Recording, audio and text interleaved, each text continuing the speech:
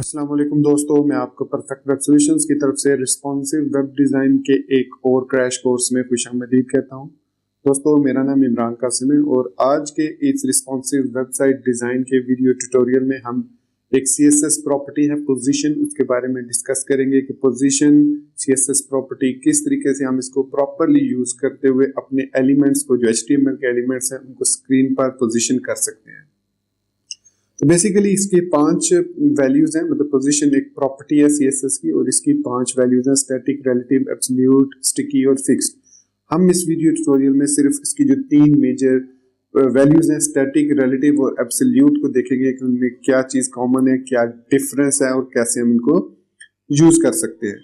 तो दोस्तों, इससे पहले कि मैं अपने इस वीडियो ट्यूटोरियल को स्टार्ट करूं, मैं आपसे रिक्वेस्ट करूंगा कि अगर आपने अभी तक हमारे YouTube channel perfect web solutions को सब्सक्राइब नहीं किया तो काइंडली इसको सब्सक्राइब जरूर कर लें और साथ में मौजूद जो बेल का नोटिफिकेशन आइकन है उसको प्रेस करना मत भूलिएगा, ताकि आपको हमारी आने वाली हर नई वीडियो या सीरीज की नोटिफिकेशंस मिलती रहें और आप उनसे अप टू डेट रह सकें। Thank you very much. चलिए शुरू करते हैं इस वीडियो ट्यूटोरियल को।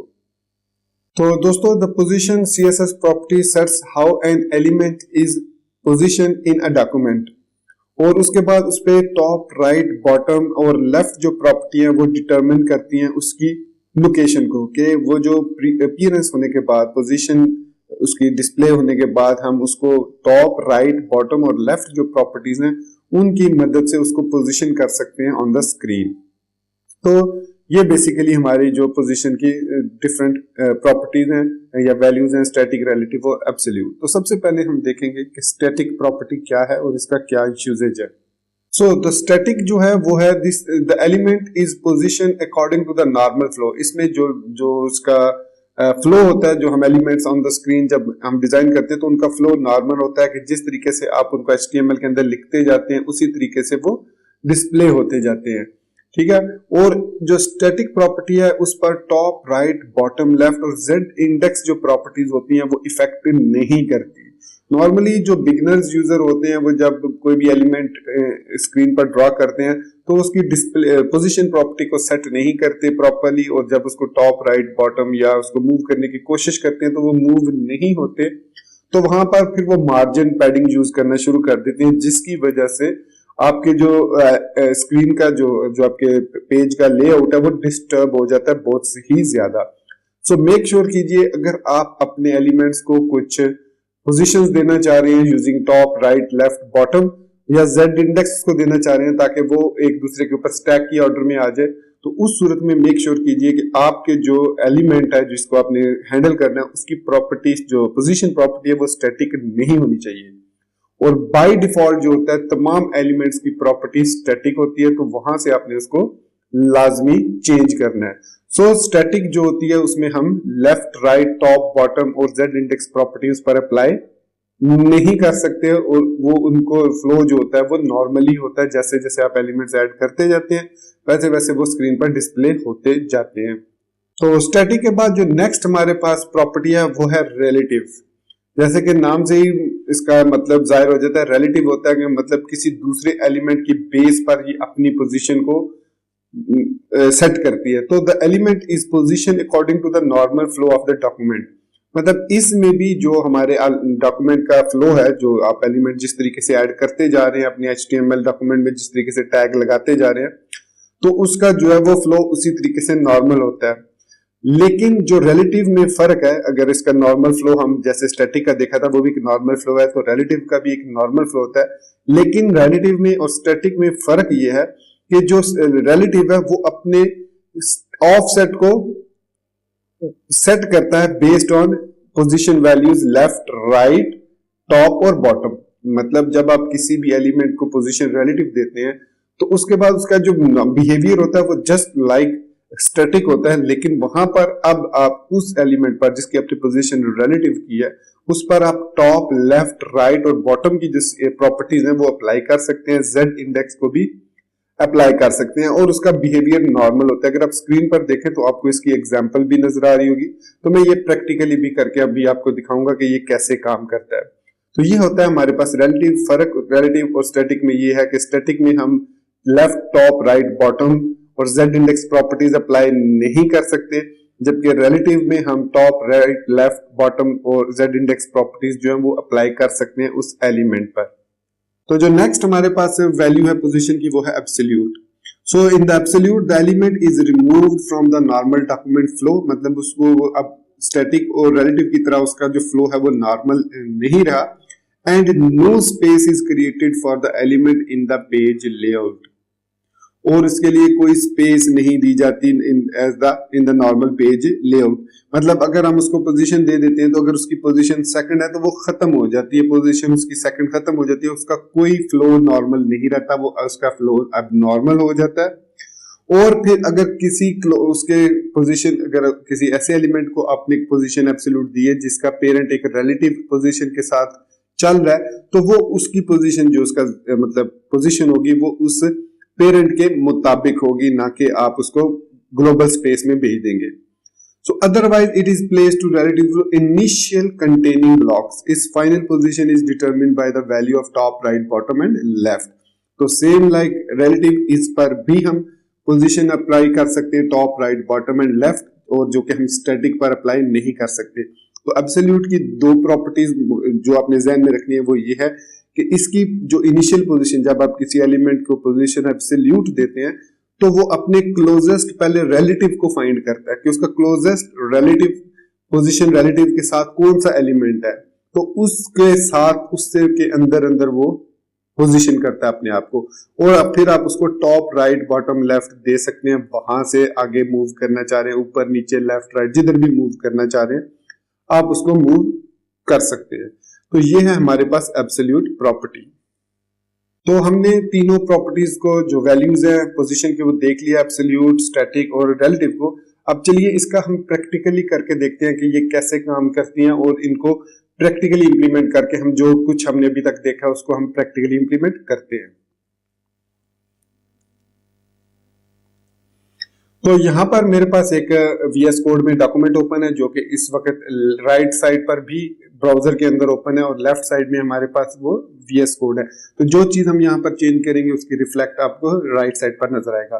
तो क्विकली मैं 3 बॉक्सेस ड्रॉ कर लेता हूँ। सो div into में 3 लिखूंगा, सॉरी मैंने 3 नहीं लिखा। सो 3 divs हमारे पास एम्प्टी आ गई। अब मैं यहाँ पर इनको एक फिक्स विड्थ और हाइट दे देता हूँ।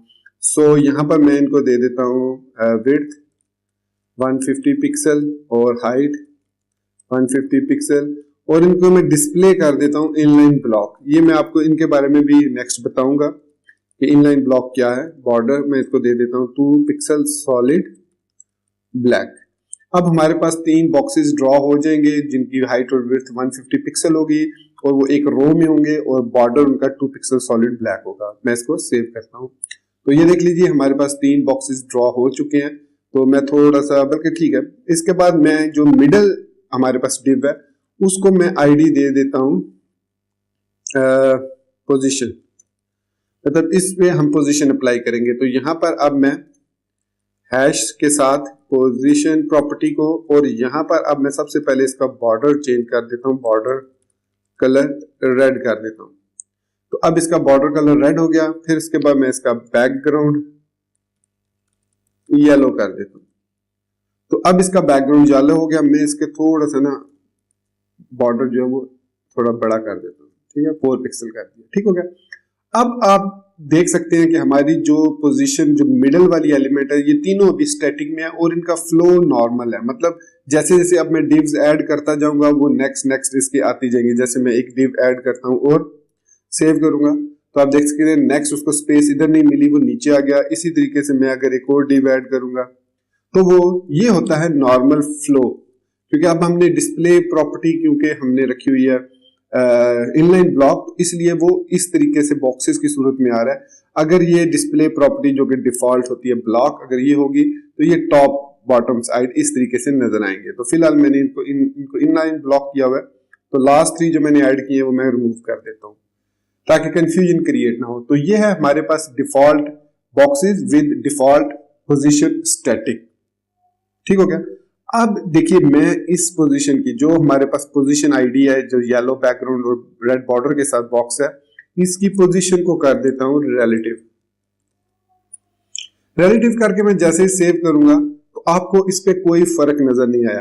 रिलेटिव, जहां तक रिलेटिव जो है वो सेम है लाइक स्टैटिक, ठीक हो गया। यानी अगर मैं यहाँ पर कोई पोजीशन नहीं देता तो इसकी डिफॉल्ट पोजीशन स्टैटिक है, लेकिन इस पे प्रॉब्लम यह है कि अगर मैं टॉप इस पे देता हूँ 100 pixel, left 100 pixel, right 100 pixel, bottom 100 pixel वगैरह वगैरह, जब मैंने ये प्रॉपर्टीज दी तो देखिए स्टिल जो है वो कोई उस पर इफेक्ट नहीं पड़ा हमारे येलो बैकग्राउंड और रेड बॉर्डर पर। इसकी रीजन ये है कि इसकी पोजीशन जो है वो स्टैटिक है, तो स्टैटिक पोजीशन पर कभी भी ये तीनों चारों प्रॉपर्टी और जेड इंडेक्स प्रॉपर्टी इंप्लीमेंट नहीं होती। अब जैसे ही मैं इसकी पोजीशन रिलेटिव करूंगा तो ये जो मैंने चार प्रॉपर्टीज दी है ये चारों की चारों इस पर अप्लाई हो जाएंगी, और ये करंट पोजीशन से जो है वो स्पेस में चला जाएगा, मतलब इसकी पोजीशन यहाँ से टॉप से 100 पिक्सल नीचे हो जाएगी, लेफ्ट से 100 पिक्सल आगे मूव कर जाएगी, राइट से भी इसको 100 पिक्सल मिल जाएंगे, बॉटम से भी 100 पिक्सल मिल जाएंगे।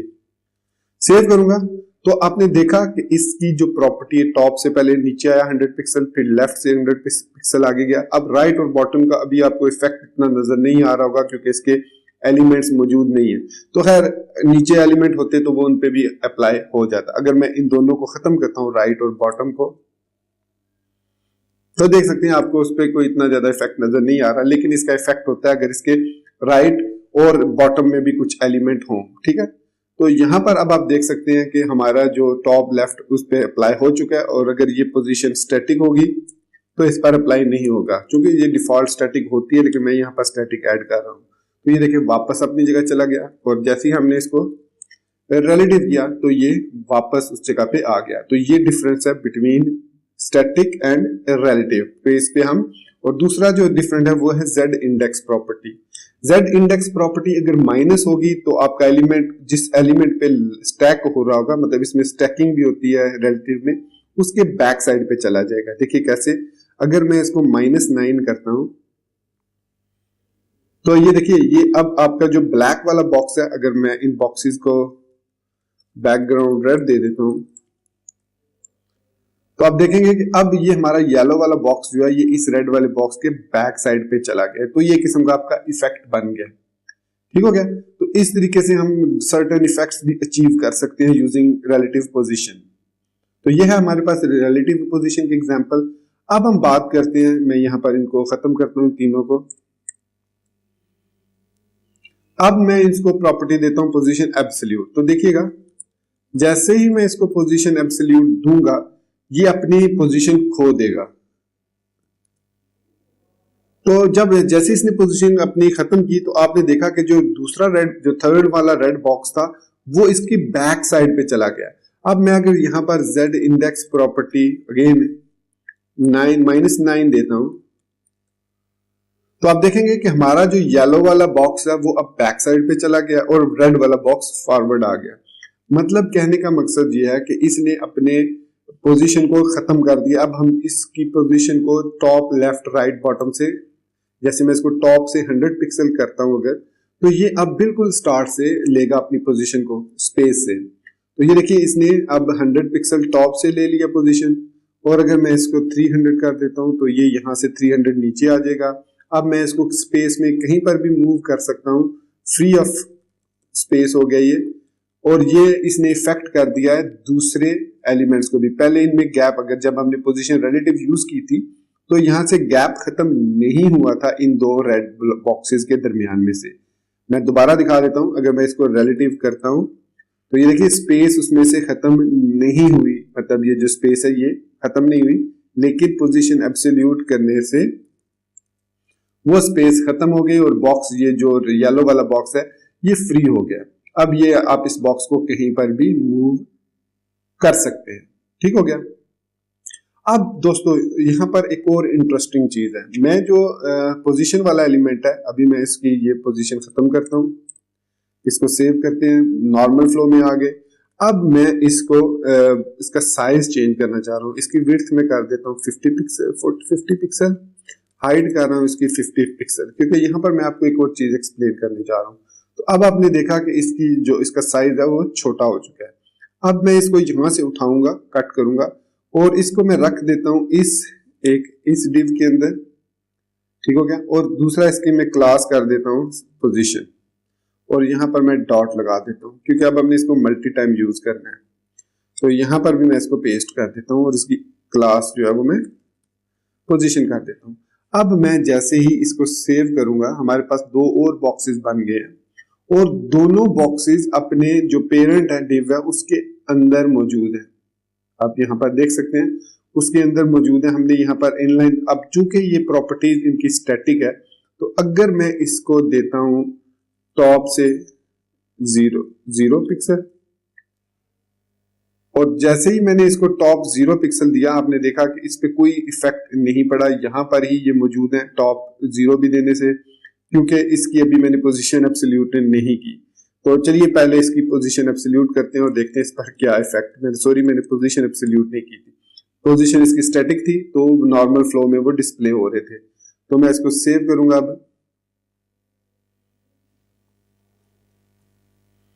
तो ये अब मैंने पोजीशन इसकी एब्सोल्यूट दे दी। अब मैं अगर इसकी लेफ्ट प्रॉपर्टी को 0 करता हूं, तो ये देखिए दोनों बॉक्सेस जो थे वो मूव होके पहली जगह पर आ गए, ये फ्री हो गए स्पेस में।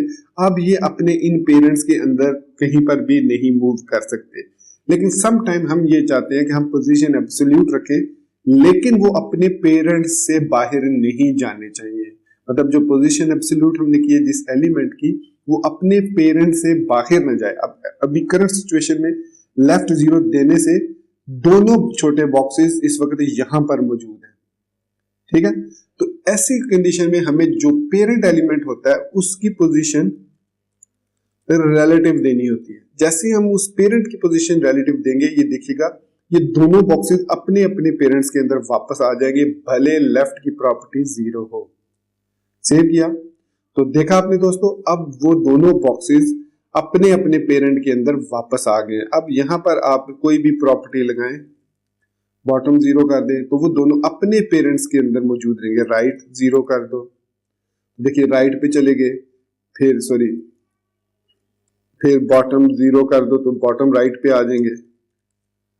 ये देखिए अब आप इनको मूव करेंगे तो ये अपने पेरेंट्स के अंदर ही रहेंगे। लेकिन अगर इस पेरेंट की पोजीशन स्टैटिक होगी तो ऐसी सूरत में ये दोनों, ये देखिए बॉटम 0 करने से बिल्कुल नीचे स्क्रीन के 0 कंडीशन पर आ चुके हैं।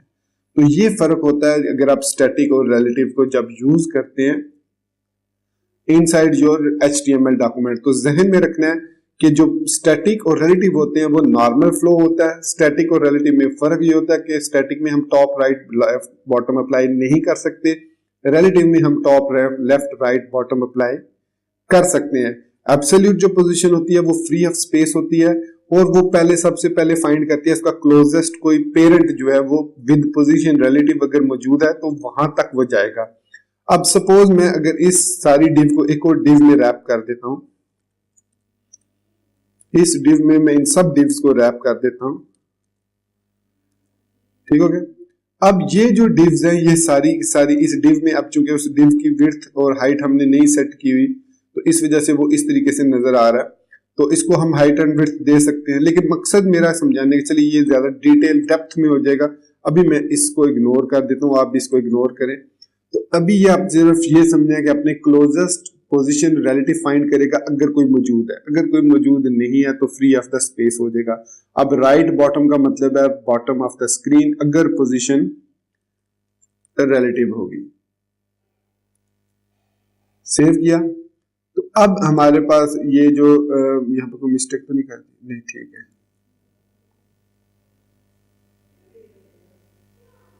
सॉरी, पोजीशन रिलेटिव करने की सूरत में ये ऐसे होगा और अगर पोजीशन स्टैटिक होगी तो ये बॉटम नीचे चला जाएगा, फ्री हो जाएंगे।